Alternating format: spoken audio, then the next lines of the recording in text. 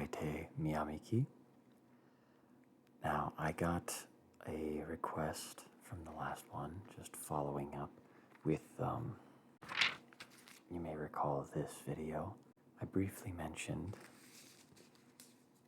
this little children's book I wrote years ago. I'll show it to you real quick. Called Sir Dragon and the Deadly Knight. Now, I'm going to go ahead and read it for you this time. Essentially, this is just a story about asking for help, and that it's a good thing, but put in the context of, one of my own stories. So without further ado, Sir Dragon and the Deadly Knight. In a world far away of good and bad kings, there is peace and war in the midst of things. One king was good, and yet he was called bad. His neighbor a villain, but much strength he had. There is a dragon, and he was a good king. Perhaps you do not recall him, but he was brave and good for his kind. Not well understood, as you can imagine, simply because he was a fire-breathing dragon. He did burn down a village or 2 or 7, but only to protect his brothers, who had not a weapon. The villagers feared him, awfully so, and they wanted to remove him, and for him to go. He protected his kind, and was made their king. The dragon provided them everything. The dragon gave his brothers and sisters so much. He was kind, but flawed with such and such. The dragon was strange, deranged, and mad. Not perfectly good, but not all that bad. He spoke in riddles, but in confession. He did all he did to teach valuable lessons. There was a lovely green garden, all his to maintain. It glowed and gushed with vegetables, fruit, and grain. He grew corn, apples, wheat, eggplant, potatoes, gourds, pears, grapes, watermelons, and even tomatoes. From these he made sweet breads, tasty soups, juices, salads, popcorn too, mashed potatoes, and pudding thick as glue. It was as if he sowed magic into the earth to receive so much greenery as he grew it. But the real king I mentioned was displeased with his crops. So he sent out a knight to slay the dragon, and he offered a great reward. 1,000 pounds of gold for his head. And the message was out. What was said was said. A deadly knight came seeking wealth, food, and fame. He did not care for the villagers, for he was too vain. He caused such great pain, the only real villain still yet to be slain.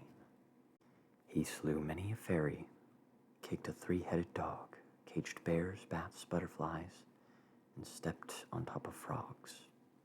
He beheaded a giant who strolled peacefully along because he was a big lout with no heart. He was wrong. The knight hated all things startling, which he hails to have fur or silly face, big claws or hard scales. The villagers begged the knight to help in their strife, but he wants naught but gold and cares not for life. He brandished his sword and shouted, "Where are you, dragon of 100 years old?" "I'm older than that." "You're not smart, but bold." The dragon replied, and the knight was startled. "I am here, and am certain you wish not to speak, nor to aid the villagers so frail and weak." "I am here for your head, you foul beast," the knight said in overwhelming pride. and I take it for the king and keep your hide." He dove forward but missed with his knife, and he nearly fell down a steep and rocky cliff. He swung with his sword, shooed with his shield, but the dragon had nothing for himself to wield. The knight was careless, no match for our dragon. So he said, "I will leave you. You have won, Sir Dragon." But he was lying through his teeth as he spoke. When Sir Dragon's friends were asleep, the knight returned to take any head that would do. Sir Dragon saw him. "You coward, how dare you?" He held back the knight without his fire breath, but the knight toppled down the mountain and fell to his death.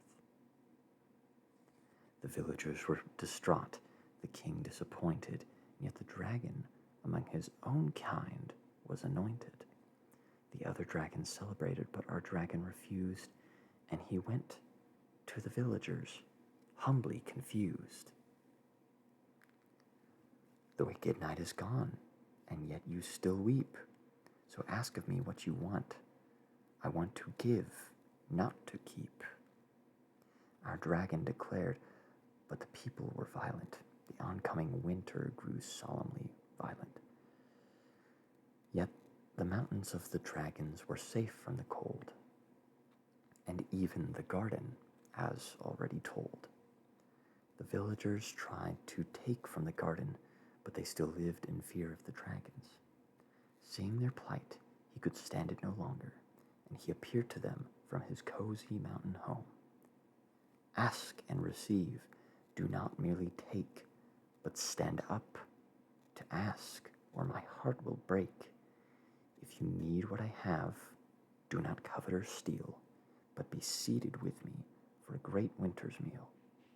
The dragon cried loudly for the villagers to hear.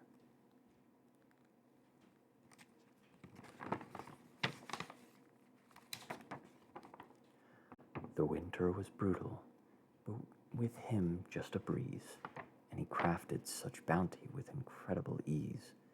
Pies of apple, cherry, plum, chocolate, and more. Cakes, pastries, cookies, marshmallows, s'more. Wonderful salads, carrots, peas, corn, mashed potatoes, stew, soft and hard crust breads, juices, and spicy pudding too. All of these and more were included in the abundant feast, all freely provided by a heroic, stoic beast.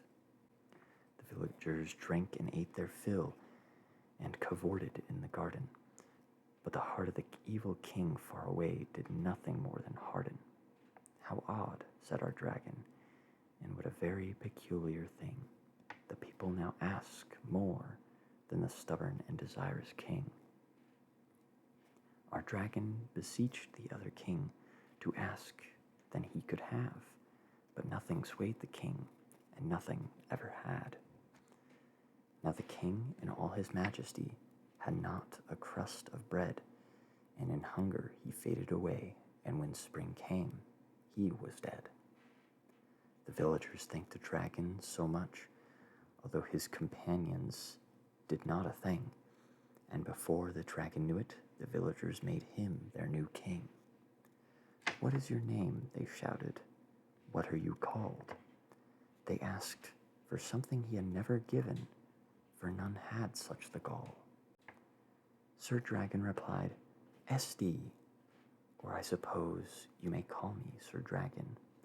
I really have no preference of taking, so no mind, and raise a flagon."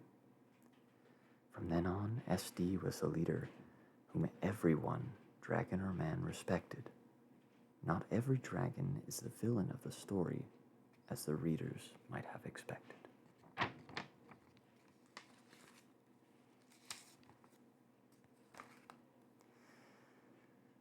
Perhaps the story may be a little vain, but based on events from my life.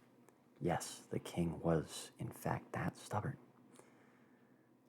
But it is important to ask for help when you need it. It's not easy, and it takes you some humbling to come to that.